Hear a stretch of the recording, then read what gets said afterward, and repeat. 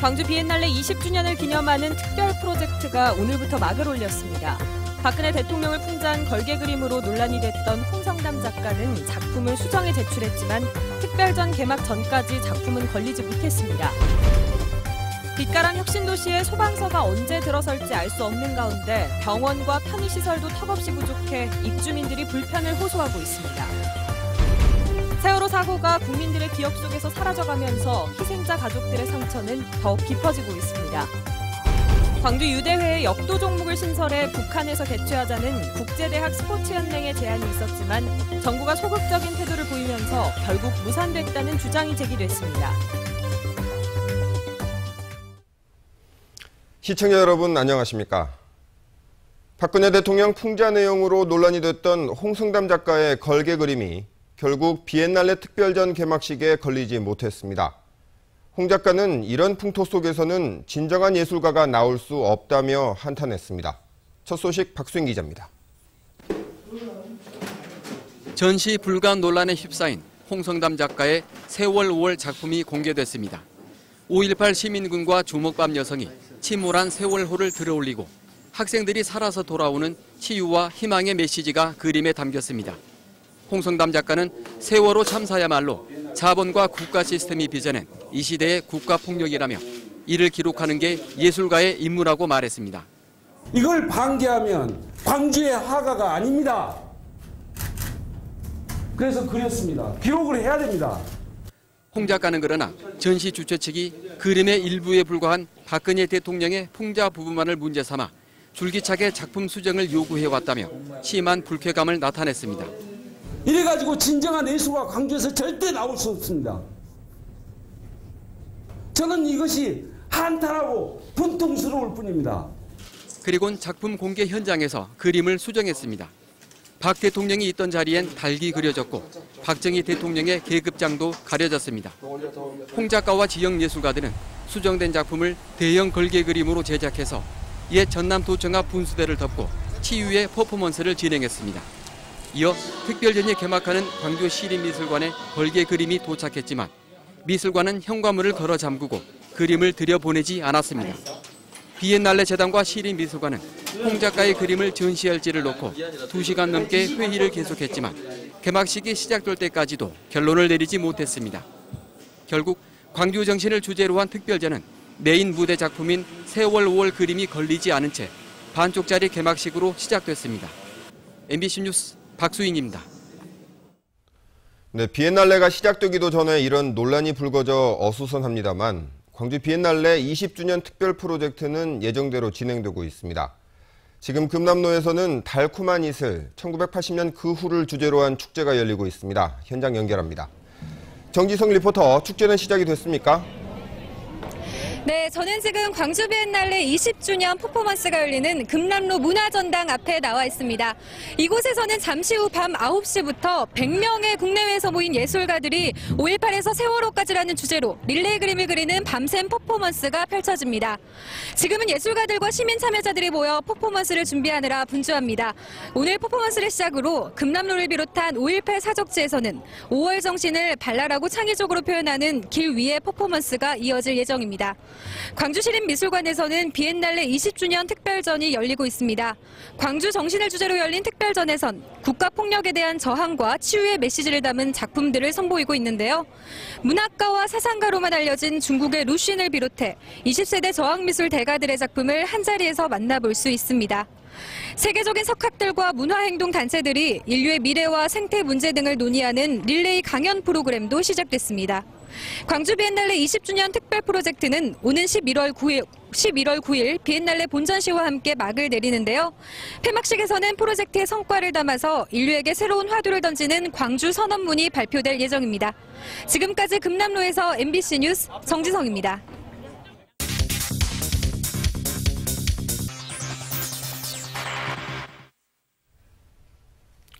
빛가람 혁신도시에 119 소방센터가 없어서 주민들이 불안해한다는 보도를 어제 해드렸는데요. 혁신도시의 대중교통망도 엉성하기 짝이 없어서 주민들의 불평과 불만이 이만저만이 아닙니다. 공공기관 임직원들이 내려오길 꺼린다고 해서 그들 탓만 할 일은 아닌 것 같습니다.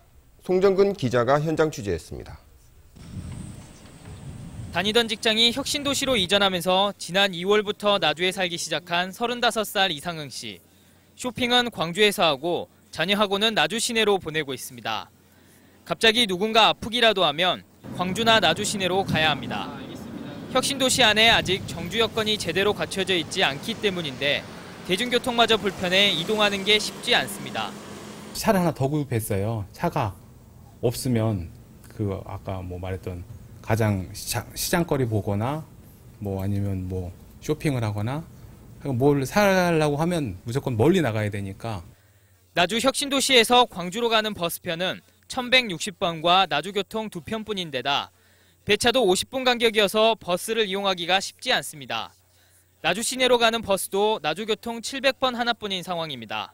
저들이 이제 셔틀버스를 운영해요, 출퇴근 시. 왜냐면 대중교통이 아예 존재하지를 않으니까. 광주에서 여기까지 출퇴근 가능합니까? 안 되지. 지금 버스가 없는데. 나주시와 광주시는 버스 증차와 새로운 노설 신설 등의 필요성을 인식하고 있지만 버스 회사의 적자를 보존해줘야 하는 문제 때문에 섣불리 나서지는 못하고 있습니다.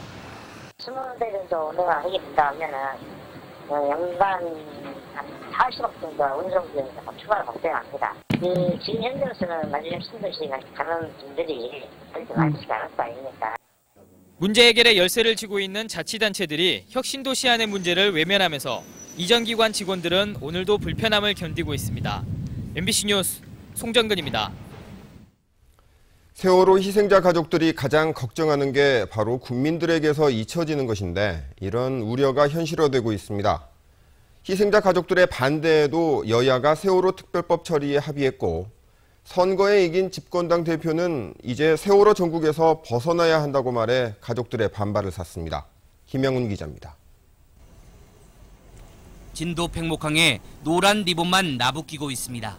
이곳은 세월호 참사 이전의 일상으로 돌아간 듯합니다. 북적이던 사람들도 이제는 찾아볼 수가 없습니다. 조용하고 적막하고 자원봉사자들도 많이 줄어가지고 지금 체육관도 4명이나 있고 여기도 거의 한 10명 안팎으로. 세월호가 잊혀지고 있다는 우려는 현실이 되고 있습니다. 지난 5일 열린 새누리당 원내대책회의에서 세월호 전국을 탈출해야 한다는 주장이 제기됐습니다. 이어 김무성 새누리당 대표는 진도에 머물고 있는 이주영 장관이 정상 업무에 복귀해야 한다는 취지의 발언을 했습니다. 당 대표가 전면에 나서 세월호 참사 현장에서 총 책임을 지고 있는 장관을 일상으로 복귀해야 한다고 주장한 것입니다. 실종자 가족들은 사고 수습에 책임을 져야 할 장관에게 현장을 버릴 것을 말하고 있는 현실에 실망감을 감추지 못하고 있습니다. 여당 대표마저 참사의 책임을 회피하며 가족에게 전가하는 것은 마치 침몰하는 배에서 탈출하여 책임을 회피하고자 한 세월호 선장의 모습과 다르지 않습니다. 세월호 특별법도 겉으로는 여야가 한 걸음씩 물러서고 양보와 타협을 한 것으로 돼 있습니다. 하지만 특별법의 가장 핵심인 수사권 문제가 빠지면서 피해자들 상처 치유에 얼마나 도움이 될지 의문입니다. 세월호 실종자 가족들은 고통과 슬픔, 무력함, 그리고 이제는 세월호가 잊혀지는 것에 대한 두려움과도 힘겹게 싸우고 있습니다. MBC 뉴스 김양훈입니다. 세월호 참사 광주시민대책위원회는 세월호 특별법을 처리하기로 한 어제 여야 합의에 반발해 오늘 새정치민주연합 광주시당을 항의 방문했습니다. 대책위는 유가족이 요구했던 수사권과 기소권 중 무엇 하나 반영된 게 없고 청문회 증인 문제도 매듭을 짓지 못했다며 정치권이 국민 뜻에 배신해 야합을 했다고 비난했습니다. 대책위는 양당 원내대표 합의의 원천 무효화와 재협상을 요구했습니다. 광주 하계 유니버시아드 대회에서 역도 종목을 신설해 북한에서 개최하자는 국제대학 스포츠연맹의 제안이 정부의 소극적인 태도 탓에 무산됐다는 주장이 제기됐습니다. 박주선 새정치민주연합 의원은 지난 3월 국제대학 스포츠연맹이 유대회에 역도를 신설해 북한에서 개최하자고 제안했지만 한국 정부가 뚜렷한 입장을 보이지 않아 유대회 남북 분산 개최가 무산됐다고 밝혔습니다. 이에 대해 광주 유대회 조직위원회는 국제대학 스포츠연맹이 문화체육관광부에 통보만 했을 뿐 구체적인 협의를 안 한 상태에서 대회 이념에 걸맞지 않는다는 이유로 자진 철회한 것이라고 해명했습니다. 광주 송원고 학부모들이 광주시 교육청에서 지표를 갖고 교육청의 자사고 정책을 비난했습니다. 학부모 100여 명은 시교육청이 성적 제한 폐지와 같은 받아들일 수 없는 조건을 내걸어 학교를 고사시키고 있다며 재지정 때 내걸었던 조건 철회를 요구했습니다.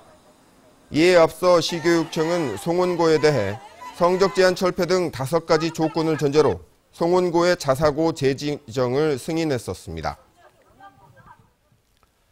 우리 이웃들의 삶을 카메라에 담아 보여드리는 카메라 리포트 시간입니다. 오늘은 버려진 나무를 가져다 조각을 통해 학으로 만들어내고 있는 한 시민을 소개합니다. 국립아시아문화전당 방문객에게 주기 위해 2,000마리를 목표로 만들고 있다고 하는데요. 윤순진 카메라 기자가 만났습니다.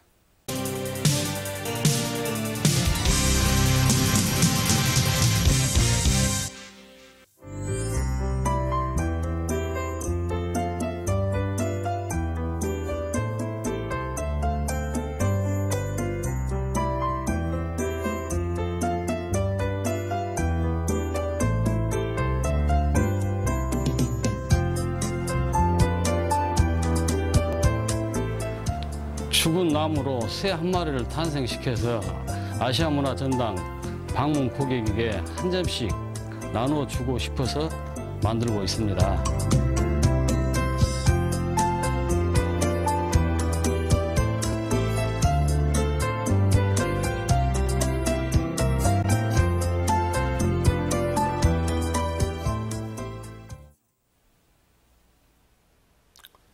경북 의성과 고령에서 발생한 구제역이 전남과 가까운 경남 합천 지역에까지 확산되면서 전라남도 방역당국이 크게 긴장하고 있습니다.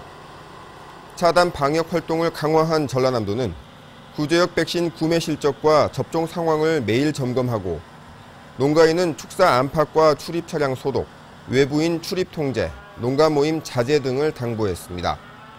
또 구제역 예방접종을 하지 않는 농가에 대해선 과태료 부과와 함께 각종 정책자금 지원 배제 등의 조치를 취하겠다고 밝혔습니다.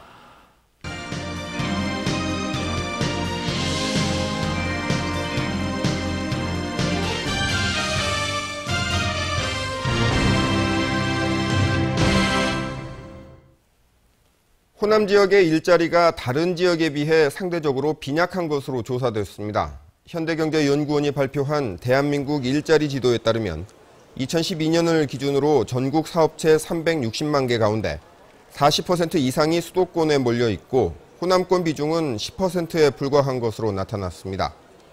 고임금 산업 일자리 비중 역시 수도권이 50% 이상 차지했고 호남권은 10% 안팎에 그쳤습니다.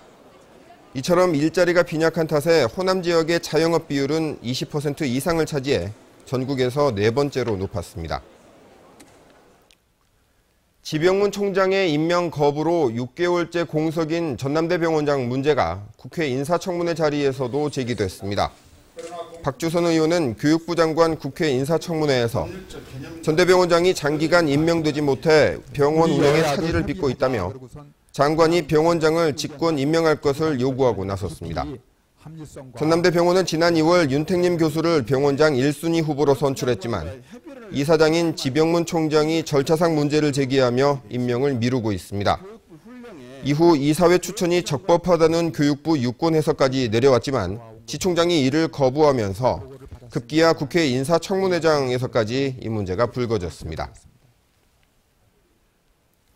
나주경찰서는 분실 신분증을 주어 스마트폰을 개통한 혐의로 17살 김모 군을 붙잡고 달아난 공범 1명을 뒤쫓고 있습니다. 김 군 등은 길에서 주운 신분증 사진과 자신의 외모가 비슷한 점을 악용해 지난달 31일부터 800만 원치의 휴대폰을 가로챈 혐의를 받고 있습니다.